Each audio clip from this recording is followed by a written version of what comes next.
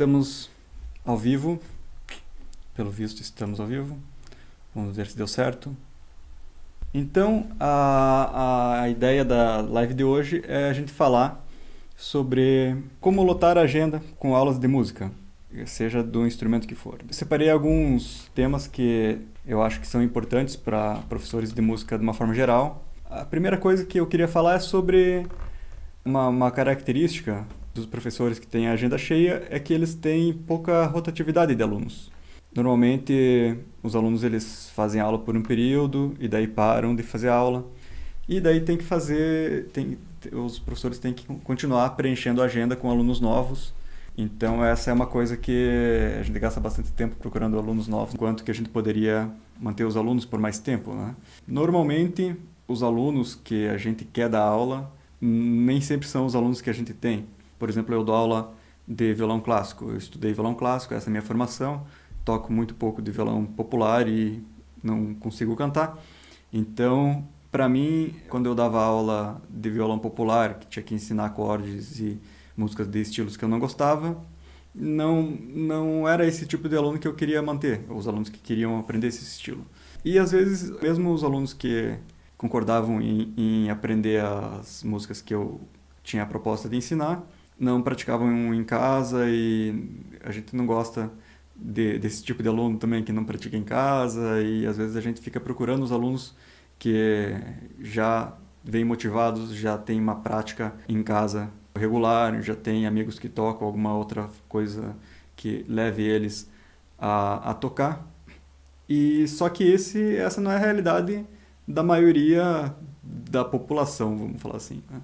Normalmente as pessoas elas não têm uma rotina para praticar um hobby ou qualquer coisa que elas façam com uma regularidade diária ou vários dias por semana.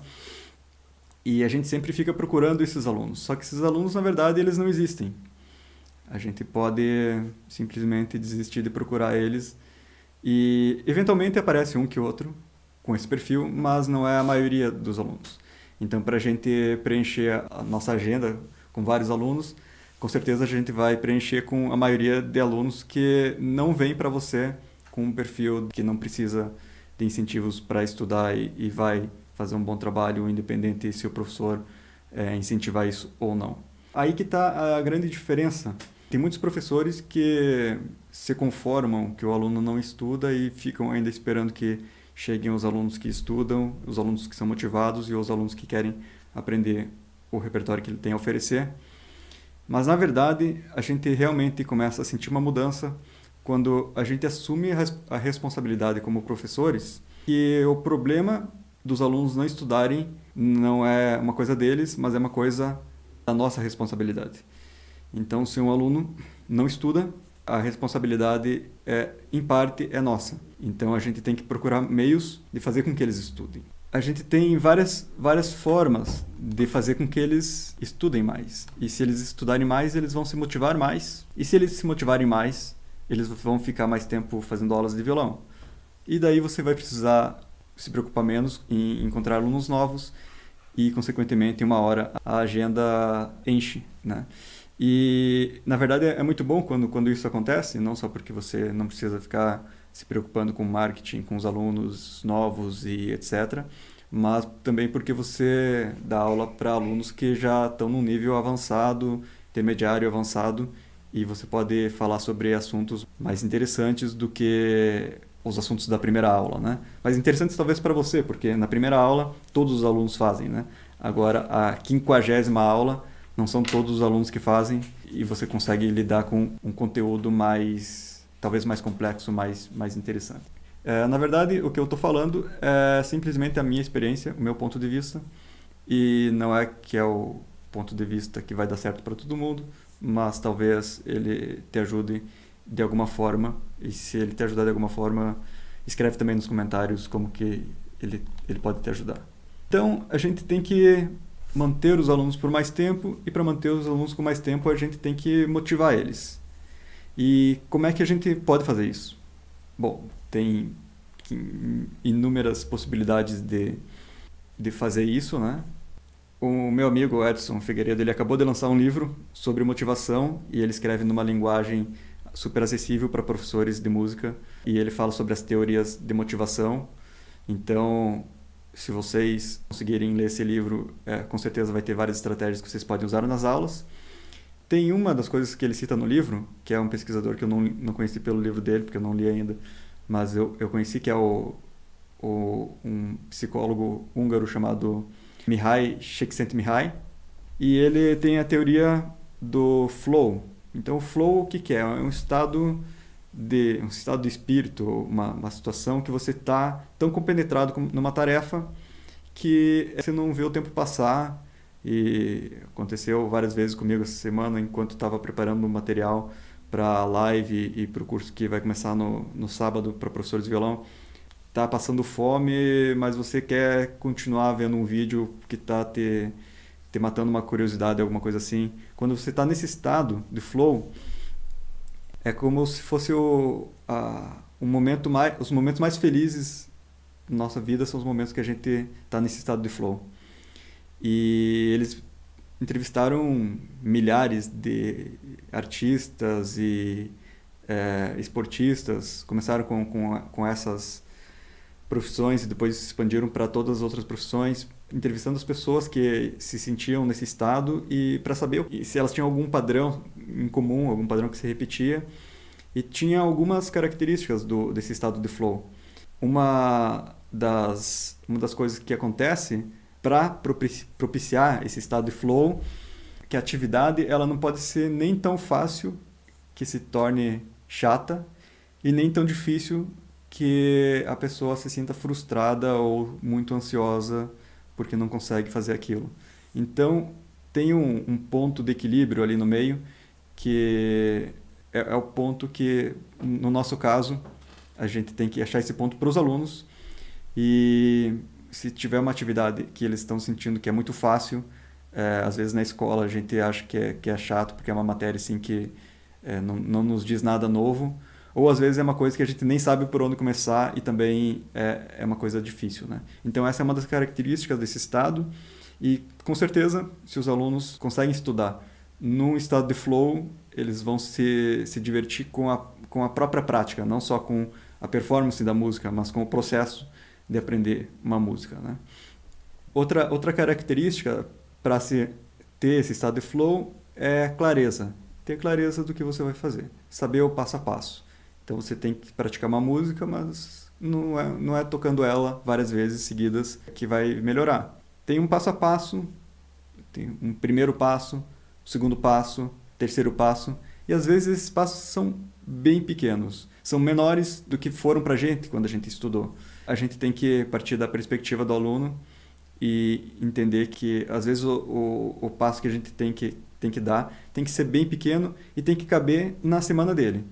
Então eu trabalho bastante com crianças e com adultos que têm suas profissões, têm família e outras atividades. Então às vezes eles não têm o mesmo tempo de estudar que eu, adolescente, tinha quando eu comecei. Tem que ser na medida que caiba na agenda do aluno. Então, se o aluno tem 15 minutos para estudar por dia, ele precisa conseguir estudar 15 minutos por dia e ter um resultado depois de uma semana.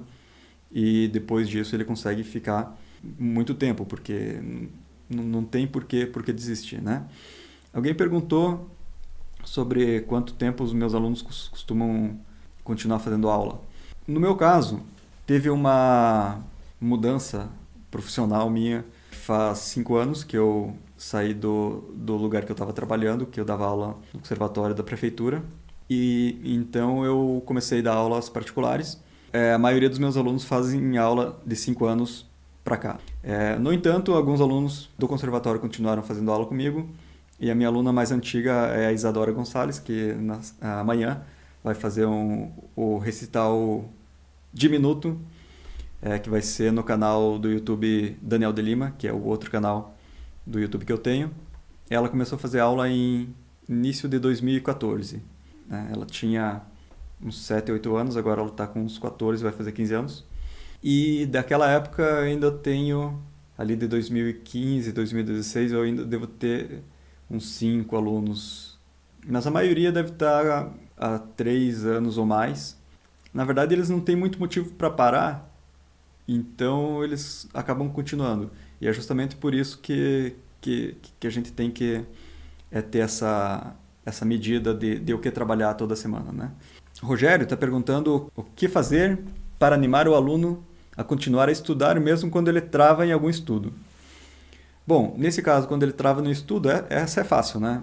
Se ele travou no estudo é porque, pensando naquela ideia do flow, o estudo ele está acima do nível que ele está preparado para fazer. Então, no nosso caso, a gente tem que preparar uma fase anterior. E às vezes são 3, 4 fases anteriores até que o aluno consiga chegar a tocar aquele estudo, né? Às vezes são fases de preparação da mão direita ou da mão esquerda, ou ouvir mais a música para se familiarizar, ou mesmo o próprio cronograma de estudo. Então, muitas vezes, eu falo para o aluno, o problema não é violão, o problema é organização, então vamos nos organizar e a gente senta e fala. Eu falo assim, terça-feira, você consegue estudar 15 minutos? Daí se o aluno fala que sim, tá, quando que vai ser esses 15 minutos? Qual que é o horário que vai começar e qual que é o horário que vai terminar esses 15 minutos? Como eu falo para eles, na primeira semana a gente faz um plano e é um plano, não quer dizer que vai dar certo. Mas depois de uma semana a gente já tem dados para coletar e saber se aquele plano pode ser melhorado. Então, se o aluno começa a estudar das 10 às 10 e meia da manhã, daí de repente ele achou que foi um horário que era meio ruim, porque é bem no meio da manhã, na semana seguinte ele pode tentar fazer das 11 às 11 e meia. Mas é muito importante que esse processo seja feito com o aluno, porque se você falar, se você não estudar das 10 às 10 e meia todo dia, não vai aprender e tem que fazer isso aqui, não adianta, porque não vai funcionar e é uma coisa que vai desmotivar o aluno. Então, quando é algo construído, quando você ajuda o aluno, ao invés de cobrar o aluno, com certeza ele vai ficar mais tempo fazendo aula. Tem a pergunta do Paulo aqui.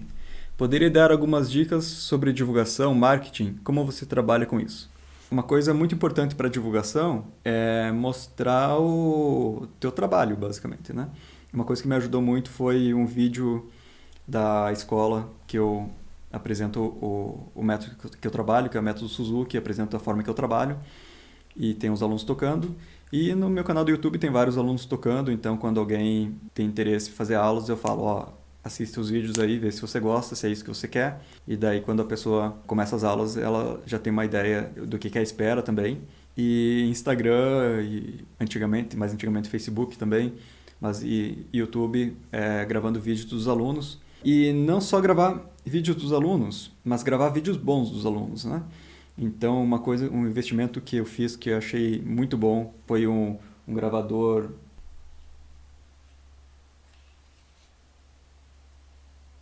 ótimo para gravar ao vivo. Ele grava em Wave. E os canais, os vídeos que eu tenho no canal do YouTube, eu sempre gravo com o Tascam, o som, e gravo a imagem com uma câmera de vídeo, mas hoje em dia o celular também dá conta muito bem, e edito para colocar no canal do YouTube. Uma coisa que vai me ajudar indiretamente também para divulgar meu trabalho vai ser a série de recitais que a gente vai começar, que são os recitais de minutos. Começa amanhã com a Isadora, vai ser 2 recitais por mês.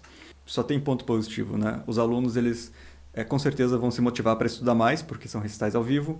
As pessoas vão ver o trabalho deles, o nosso trabalho, né? Porque é um trabalho em conjunto do professor, do próprio aluno, quando é adolescente ou criança, dos pais.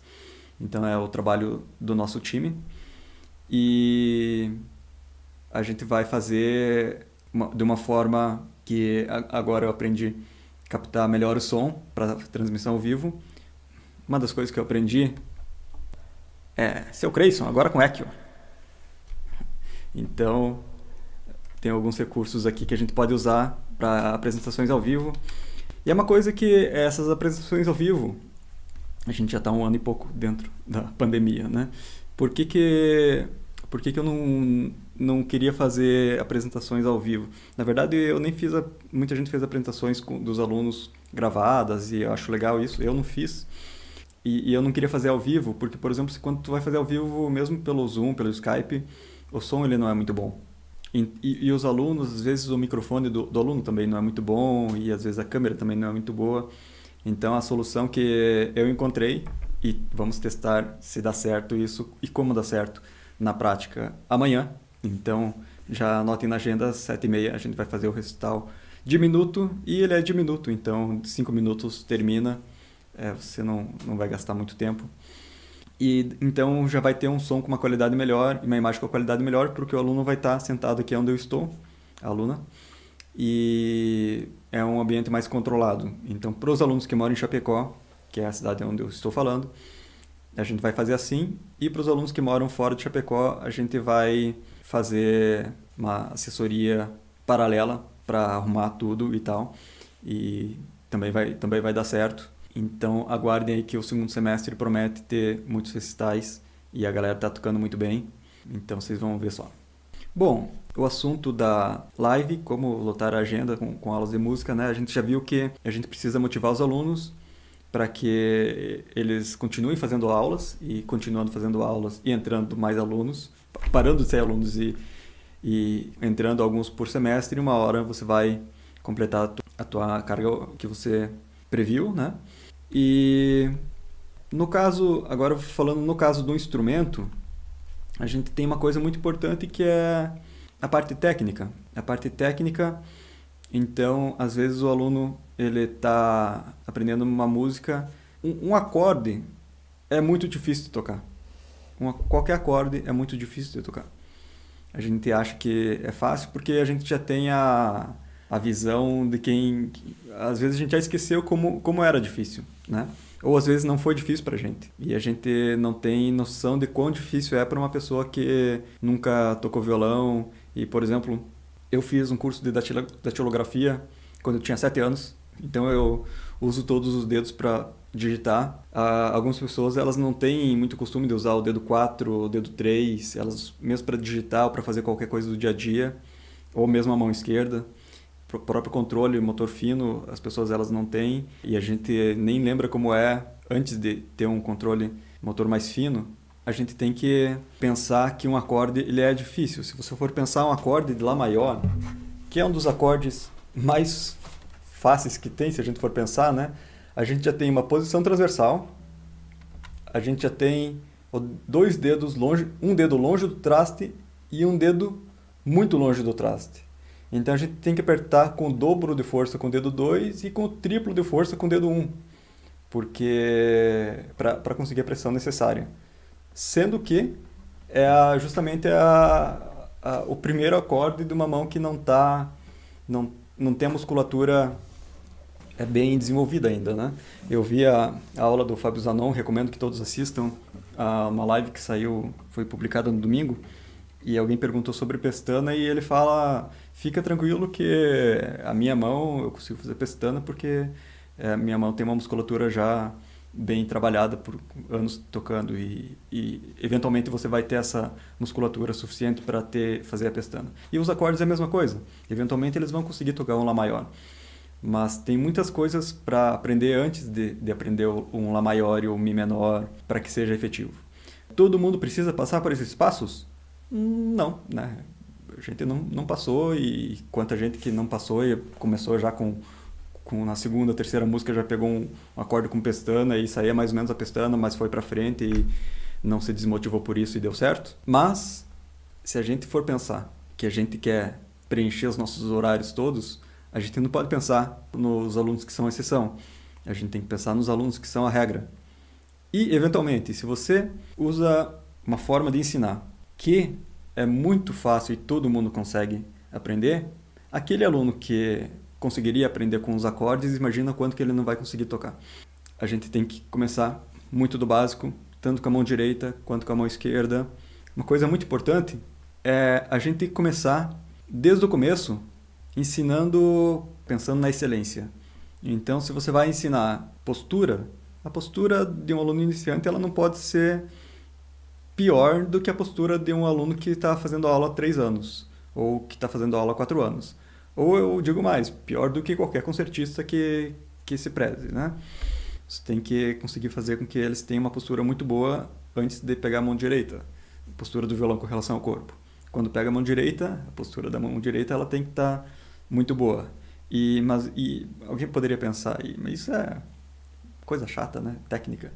Mas a técnica nada mais é do que a forma como a gente tem do que está aqui na mente passar para o instrumento que vai reverberar para o mundo. Então, se a gente tem uma técnica boa, o som vai estar bom e a gente vai conseguir ter um mecanismo de expressão melhor. E os alunos também. Uma coisa até que é um outro ponto do flow, que os alunos eles precisam ter uma sensação de competência. Então, eu estava falando com uma aluna minha que já tinha feito aula de violão há um tempo atrás, e ela falou que ela não se sentia muito bem porque ela sabia que estava saindo um som ruim e não conseguia fazer um som melhor. Então ela não se sentia competente fazendo aquilo e daí depois de 3 meses ela desistiu. E é a realidade da maioria dos alunos que começam, né? Se frustram e desistem porque não tem justamente um passo a passo para chegar na primeira música com acordes, por exemplo. Ou primeira música, às vezes tem uma pressa do professor de passar logo coisas que o aluno quer, mas acaba atropelando algumas coisas e no curto prazo até ele consegue manter esse aluno por alguns meses, mas no longo prazo isso não é sustentável. Eu sempre gosto de pensar nas minhas aulas como se fosse uma aula de paraquedismo. Então na aula de paraquedismo o cara vai lá e o professor vai ensinar alguma coisa muito básica para ele. E na aula de paraquedismo o cara não vai falar, não, isso aqui não precisa, vamos que eu quero já pular, né? Porque só se pula errado de paraquedas uma vez. Agora no violão a gente, como não tem essa, não é uma situação tão drástica quanto o paraquedismo, a gente acha que não tem problema, mas acaba tendo outros tipos de problema, né? O cara fica vivendo, só que vivendo frustrado, que também às vezes é pior, né? Por isso que é importante ter um passo a passo, saber exatamente o que você está fazendo, aonde você quer chegar, e eventualmente o aluno vai conseguir tocar as coisas que ele quer. Eu até tenho um vídeo no meu canal do YouTube, no Aprendendo a Ensinar Violão, não ensine as músicas que o aluno quer, justamente por isso. Na verdade não é para não ensinar as músicas que ele quer, é para não ensinar as músicas que ele quer na ordem que ele quer. Já perdi aluno porque é uma aluna, isso já faz mais de 10 anos, ela queria aprender muito uma música, daí eu falei, beleza, né? Já tem a motivação que ela vai estudar bastante porque ela vai aprender a música, só que tinha muitos acordes ou alguns acordes que ela não conseguia fazer e acabou que ela se sentia ansiosa, frustrada e acabou desistindo. Porque ela queria aprender uma música específica e porque eu concordei em ensinar uma música que ela queria ao invés de uma música que ela conseguia. Então, eu vou responder algumas perguntas que estão no chat. Camila? Então, a pergunta do Rogério é quais critérios devemos adotar na hora de colocar valores nas aulas? Essa é uma pergunta bem capciosa, porque depende muito. Depende, primeiro, se você cobrar muito alto o valor das suas aulas, é possível que você preencha os seus horários e assim sendo você vai ficar rico mais rápido dando aula de violão. Mas provavelmente você vai dar aula para uma determinada faixa da população e muita gente não vai ter acesso às suas aulas, né? Eu particularmente prefiro não cobrar tão caro para ser mais acessível. Você também tem que pensar quanto que você precisa para viver e quanto que você precisa para manter as suas aulas, né? Se você paga aluguel para dar aula num espaço, para dar aula, você tem que considerar isso. Por exemplo, você pode pensar, eu consigo dar aula para 40 alunos, quanto que cada um teria que pagar para você pagar todas as suas contas e ainda sobrar um dinheiro. Então essa é um outro parâmetro que você precisaria contar. Com certeza fazer uma pesquisa de preço e saber quanto que as pessoas estão cobrando na tua cidade, né? Especialmente na tua cidade. Às vezes pode ser que você cobre mais do que a média que as pessoas cobram na tua cidade, provavelmente é o meu caso, mas também, por exemplo, nem todo mundo tem a formação que você tem e vai dar uma aula tão boa quanto você, então você também tem que levar isso em conta. Se você cobrar a mesma coisa que todo mundo cobra, as pessoas normalmente elas não escolhem as minhas aulas por conta do preço. Elas escolhem porque a aula é boa. e né? É boa, né? Boa que chega, pelo menos. Como que você pode melhorar nesses aspectos da aula, para melhorar a tua aula, né? Para que os alunos consigam um passo a passo, com passos menores. Como é que você faz isso? Eu vou estar ajudando alguns professores a fazer isso a partir de sábado. A partir de sábado eu estou oferecendo um curso online para professores de violão. Então, se você é professor de violão, essa é uma possibilidade. São 4 aulas em que eu vou falar sobre os pontos elementares, básicos, que têm dado certo para mim. Então, as 4 aulas são divididas. Uma aula é devotada à mão direita. Qual que é a primeira coisa que a gente pega com a mão direita? Toque com apoio, toque sem apoio, as vantagens e desvantagens de cada um. A segunda aula é sobre a mão esquerda. Então, o nome da aula é o que a gente precisa aprender antes de aprender o primeiro acorde. E tem conteúdo para mais de anos antes do primeiro acorde, se você quiser. Mas o que é esse conteúdo?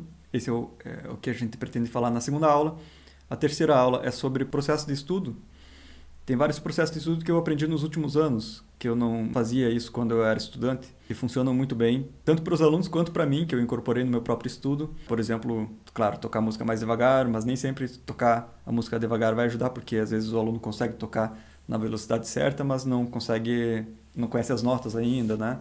Ou começar da última nota da partitura e voltando, do último compasso, repetição.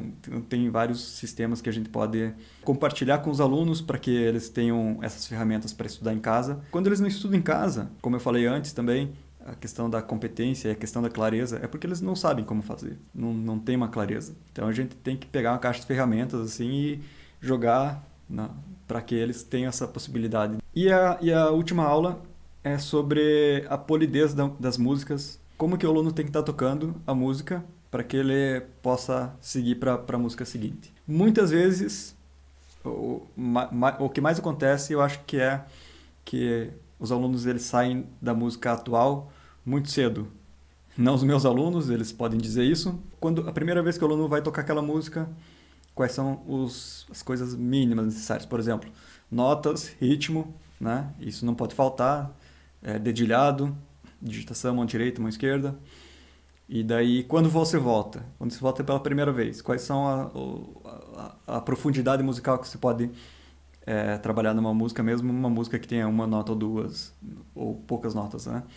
E quando você volta pela segunda vez, pela terceira vez, então, essa última aula é os níveis de polidez. E vai ter uma aula bônus, que vai ser sobre recursos para aulas online. Então, eu vou falar basicamente de 3 coisas. Uma delas é o OBS, que é esse programa que estou usando para fazer a live no YouTube. Mas também é possível de usar ele no Skype, no Zoom e no Google Meet. Você pode fazer algumas coisas muito interessantes com esse programa. Tem possibilidades imensas, né? Por exemplo, como eu tô com um aluno, especialmente se ele estiver fazendo aula pelo celular, e eu preciso que ele enxergue bem algum ponto da mão direita, eu falo, coloca o dedo aqui, nessa corda, né? Ou aqui, tipo, né? Então, você pode fazer esse tipo de transição, né? E o Zoom, eu publiquei um vídeo, talvez alguns de vocês tenham visto, sobre uma nova ferramenta do Zoom que foi publicada na versão de abril, de 19 de abril, eles publicaram uma versão que dá para gravar a própria tela, e daí eu mostrei como é que faz alguns recursos.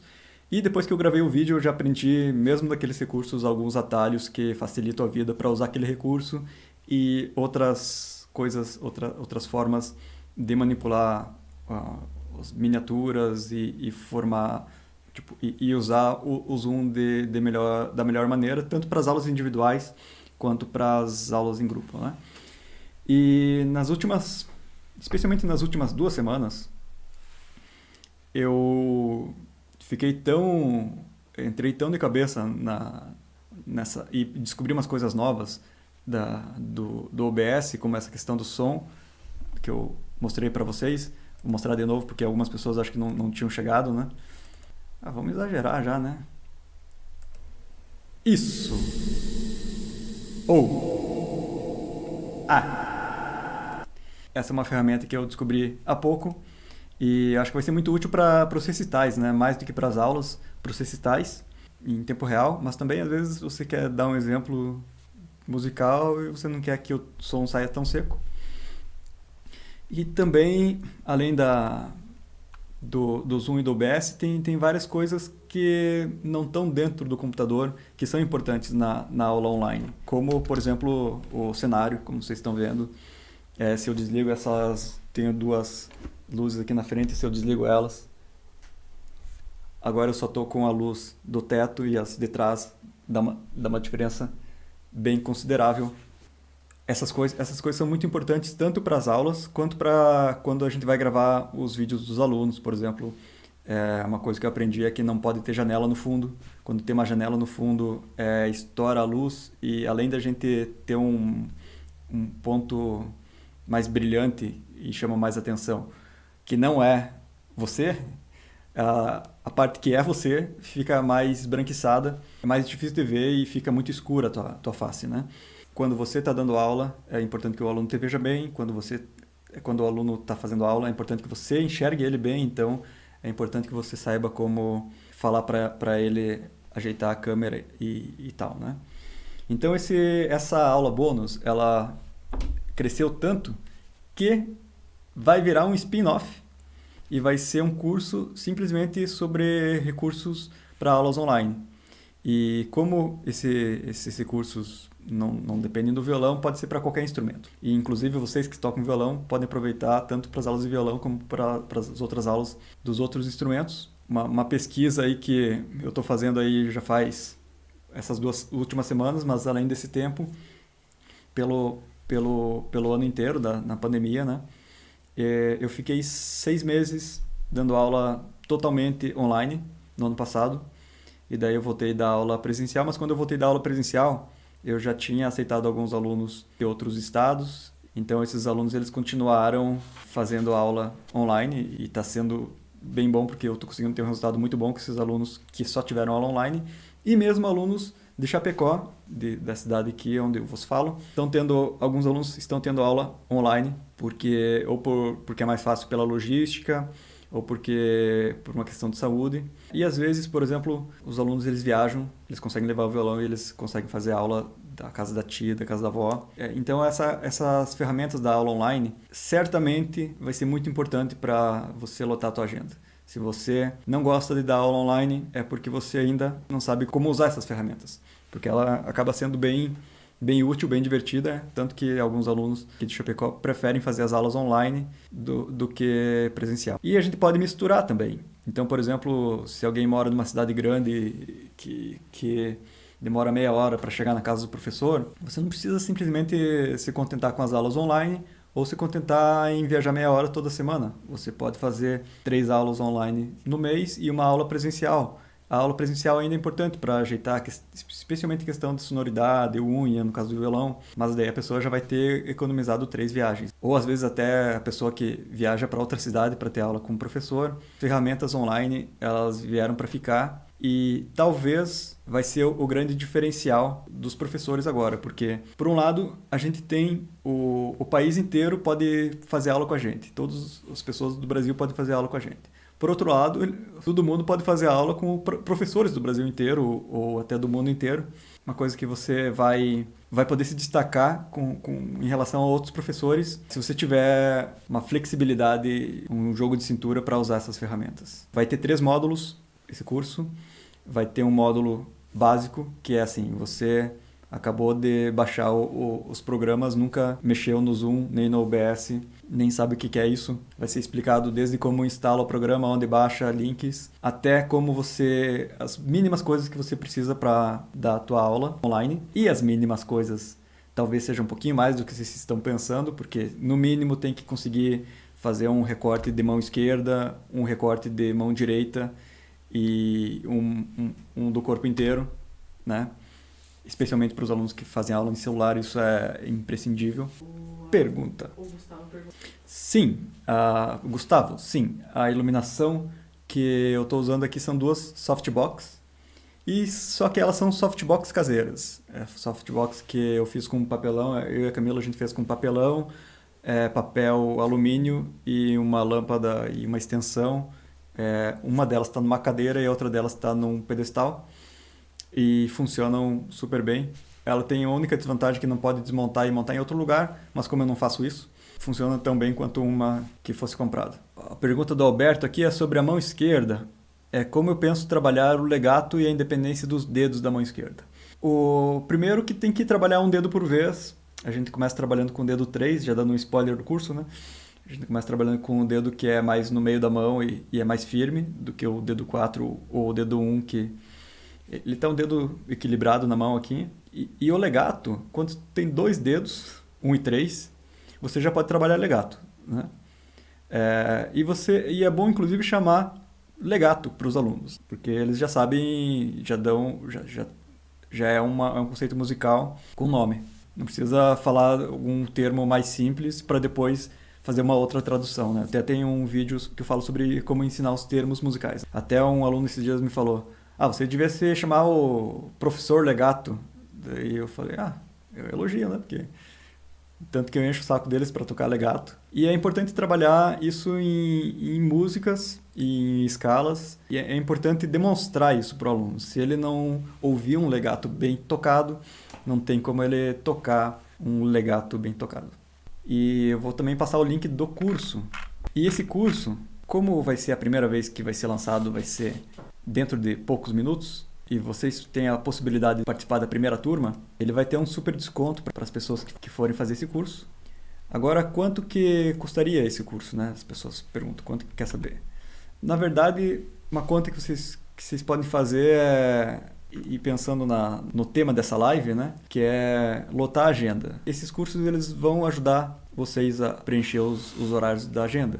Porque o curso de violão você vai conseguir ter um passo a passo mais bem pensado. Um passo a passo que tem dado certo para mim. Você pode pegar tudo isso e usar metade das coisas ou uma parte menor ainda e já ser o suficiente para o que você precisa.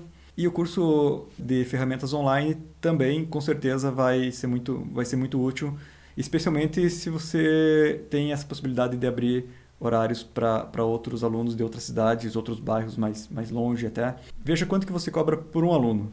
Se for um aluno que ficou mais um mês, ou 2 meses, ou 3 meses, dependendo quanto que você cobra por mês, por aluno, para que você conseguiu manter ele por 3 meses a mais, porque você conseguiu fazer esse curso, porque você usou as ferramentas e as estratégias usadas nesse curso, já empataria. Se você consegue fazer isso com 2 alunos, já é o dobro do preço, né? Ainda assim, para essa primeira turma, eu vou fazer 50% de desconto. Então, o curso de violão, ele tem só 20 vagas, a maioria já foram preenchidas, e a inscrição vai só até amanhã, porque no sábado a gente já começa com a primeira aula, que inclusive é sobre os recursos para trabalhar online. O curso de violão, ele está custando R$ 299 e tem um descontinho à vista. E o curso Ensinar Online está com a metade do preço, né? Tá R$ 149. Assim, esse é o valor assim, para todo mundo poder fazer. E ainda dá para parcelar em até 12 vezes. Por que eu acho que vale a pena? Porque, cara, você tem que ter uma qualidade. Uma coisa que eu descobri e vou compartilhar no curso, com certeza. Eu tenho um computador que ele tem 10 anos de idade, vai fazer 11. E apesar de eu ter uma câmera que grava essa webcam aqui, que ela filma em 1080p,